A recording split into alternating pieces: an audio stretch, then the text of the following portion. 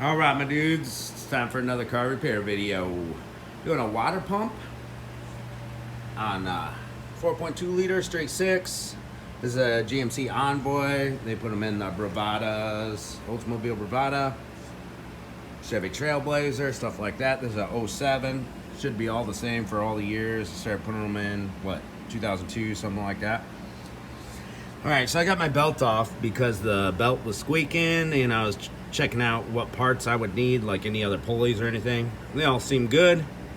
Usually I leave the belt on while I'm taking off the clutch fan. So first thing we want to start off with is the clutch fan. If you want more room, you're going to want to take off your fan shroud and everything. But let's start off with getting this clutch fan broken free. We got a spanner tool kit. You can rent them at your auto parts store, return them, get your money back, rent tool program. Looks something like this. You're going to want to find the size that holds the water pump pulley down from moving. This size is a little loose, but it'll work. You just put it over the 4 bolts to hold the pump still. Have somebody hold it or put a bar on it. In this case, I got it up against the valve cover. And then you're going to crack it free with your big wrench that fits. I'll tell you that size here in a minute. And then I got a breaker bar on the end, so we're going to just crack this clutch fan free. And it popped off of there, probably because it was a little loose. Let's use a different size. This size is 1 7/16. Looks like it fits good over the clutch fan. The nut right there. Let me get reset up. I'll crack that free. I'm going to use something smaller than this. All right, I got it cracked free. Let's see what size we use there. All right, so we still had the 1 7/16, and I am looking for the other fork. I don't know where I put the other fork. We'll find it. All right, so this clutch fan is just spinning off now. I've just got one wrench sitting on it just so that the pulley doesn't move at all. But be careful. Don't smack this into your radiator as it's coming off. Once you crack it free, it comes off real easy.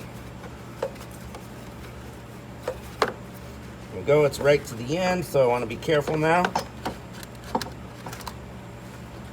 And that clutch fan is broke free now. Perfect. Let's take this wrench out. Mega wrench. I used a 2 3/8 to go over the bolts with a fork and that 1 7/16 on the nut of the clutch fan. Now this clutch fan is not going to go anywhere. See, it's connected with this plastic and everything. It is not going to get out of your way unless you take the shroud out too.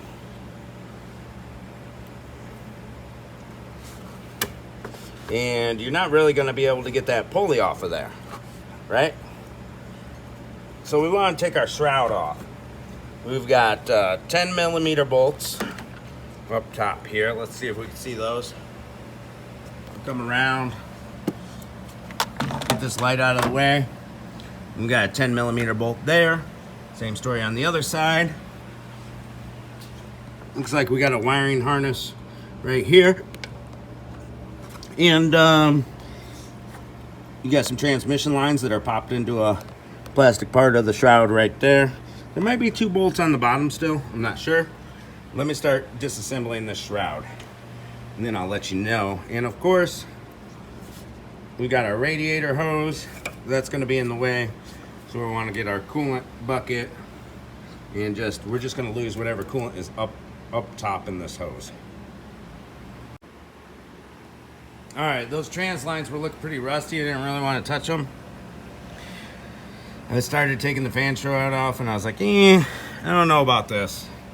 And so I took the 4 bolts off from the fan, from the clutch. And once you do that, you can squeeze the clutch out. It's a little tricky. Don't hurt your radiator. But the clutch, the aluminum clutch, bolts in right there with 4 13 millimeter bolts. Come back here. Clutch is still down there with its wiring harness attached. Right there. So now we can start taking off the 4 bolts on the water pump pulley. See here.